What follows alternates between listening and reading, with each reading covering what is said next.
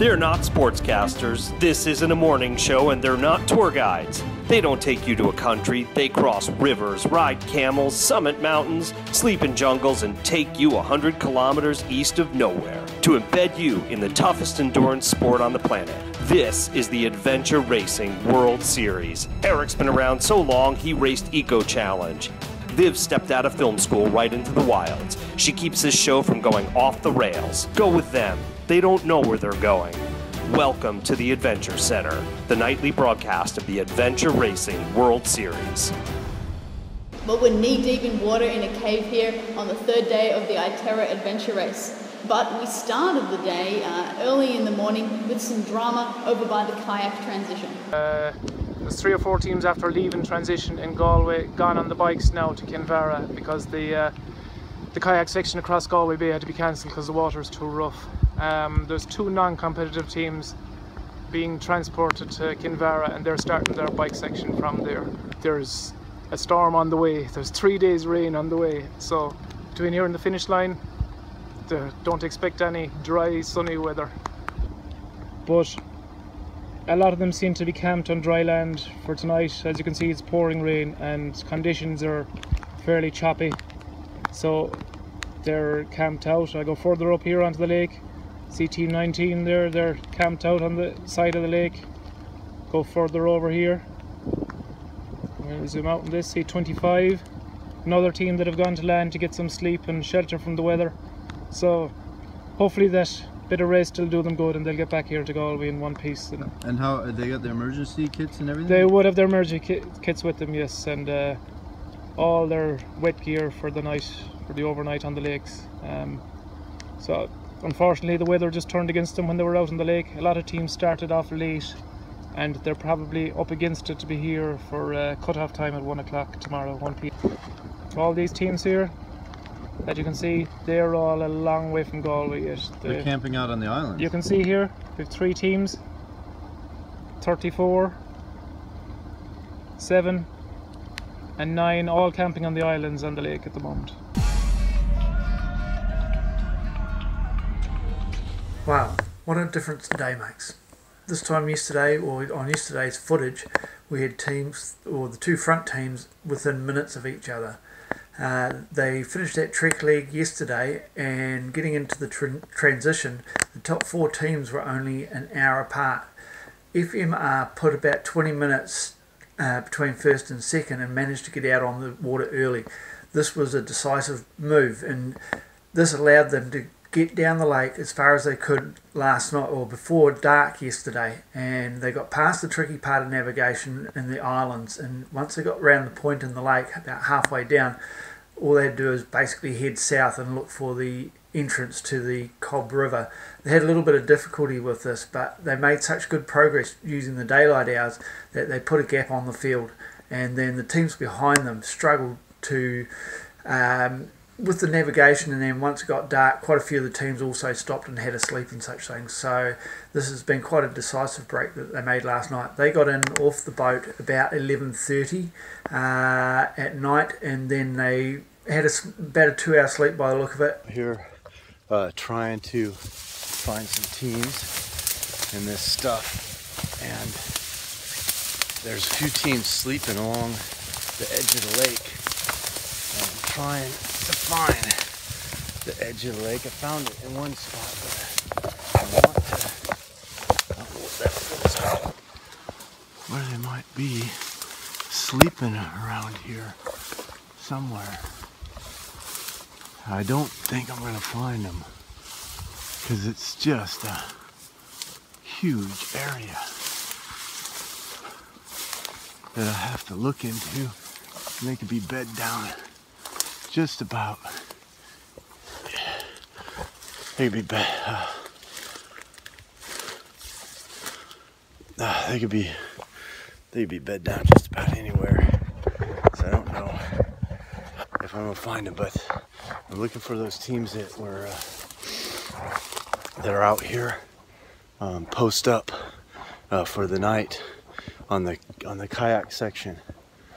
And I'm gonna search a little more out here. It's about 3 a.m. Just stopped raining.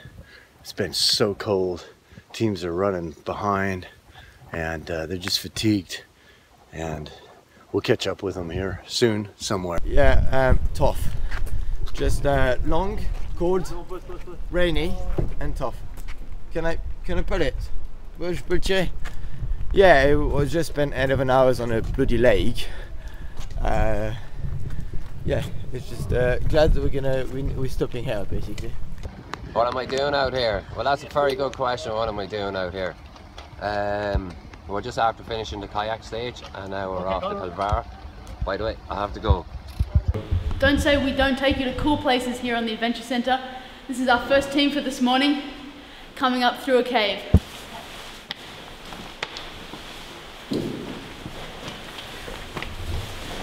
We're in a cave system in Ireland, and we have teams moving through, and it's really exciting. It's really cool when you get to put routes like this in a race, and that's what adventure racing is all about, is moving through unique geography and geology, culture.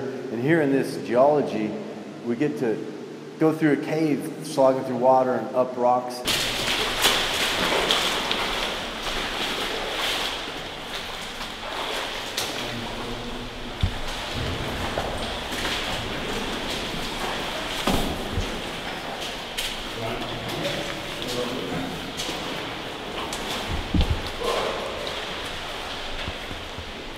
So this is one of the really cool things about adventure racing, is that they try and work in local geological features, special interest places of the area. And this cave is going to be one of those things for this Island ITERA adventure race. What they have to do is come through here, through this water-soaked cave, crawl their way through very, very tight areas and hit 2 checkpoints throughout this caving system. Och vi väntar nere, ja. Det var ett avancerat äggfyra. Det är ett stort rum här nere.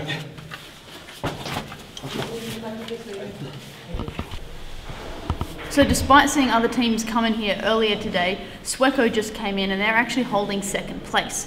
What happens in adventure racing is a thing called short coursing, which we'll head to Erik to explain how that works. Adventure racing lays out a very difficult and arduous course, and a lot of teams just want to finish it. A few of them in the pointy end are racing this. And so what happens is the fields separate. The top teams are racing hard and completing the full course, while the rest of the teams, they want to complete the full course, but they run into all kinds of problems, which causes them to have to remove themselves from sections. But because of adventure racing being an experience to complete, the race allows them to be brought back in to the racing. And so you'll start to see some of the teams that were behind racing side by side with some of the lead teams. This is okay. It's an awesome experience for those teams that aren't as fast, and they eventually do fall back. But it helps them get motivated to finish most of the course, called the short course, while the top teams finish the long course and eventually cross the finish line as the top 1, 2, 3, and so on. So believe it or not, this is actually the mountain biking section. What you saw earlier with the teams coming in, they would have wheeled their bikes in, and as you can see they've dropped them here while they go in and grab the checkpoints that are deeper in the cave where we had just come from. They'll then exit, they'll jump on their bikes, as you can see they're lined up here, and then they'll ride through the cave and then continue on for the rest of the mountain biking section. While we're here explaining why the bikes are inside the cave, wanted to show you this really neat piece of equipment. Right here is a map case on top of the handlebars. So while they're riding, they can refer to their route choice and navigate while on the bike. It's pretty unique to adventure racing. It's carbon fiber and it's waterproof, and they slide these right in.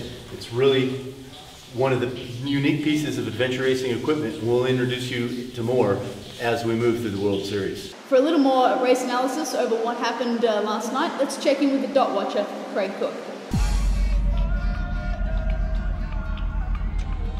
The battle between the top Irish teams is also developing quite nicely. The 2 top teams, Irish Columbia and Rachel's Excellent Adventure, have they're only about 10 k's apart, and they're both on the cycle league now and making good progress. So this continues to be a really good battle, and it will be interesting how this pans out, because obviously the top local team get a free entry into the World Championship. So they're obviously both pushing pretty hard and have their eyes firmly focused on that, I would imagine. So this will be an interesting development, and we'll see how that one goes. The defending champions, Godzone Mountain Hardware, have got off the water and are now on the mountain bikes, and to me it looks like they're starting to get their mojo back. Warren's been suffering from a lot of sickness, so maybe starting to feel a little bit better. I know they had about a 4-hour sleep last night, but they're now about 9 hours behind the leaders, so a long way back, but anything can happen. Weather's packing in, there's a few course changes coming up, so they'll be updated online shortly, I would imagine. So stay tuned and keep an eye on the website, and we'll see how we go. It's a long race, so still early days. We have 2 days left, and just trying to keep it together, stay dry and warm, eat a lot, drink a lot, and then just be patient, and we'll catch them. And what place you in? We're second right now, about 2 hours I think behind, something like that. And what's been the toughest part of the course so far? What has knocked you back into second? I think they passed us on the end of the long trek. We were a bit tired there, and they were running fast, so that's where they got away from us. And then they did a good paddle, and I think we did good as well, but they did a little bit better. So. Okay, ciao. Yeah, enjoy. We will. Bye. Okay. Bye now. Bye.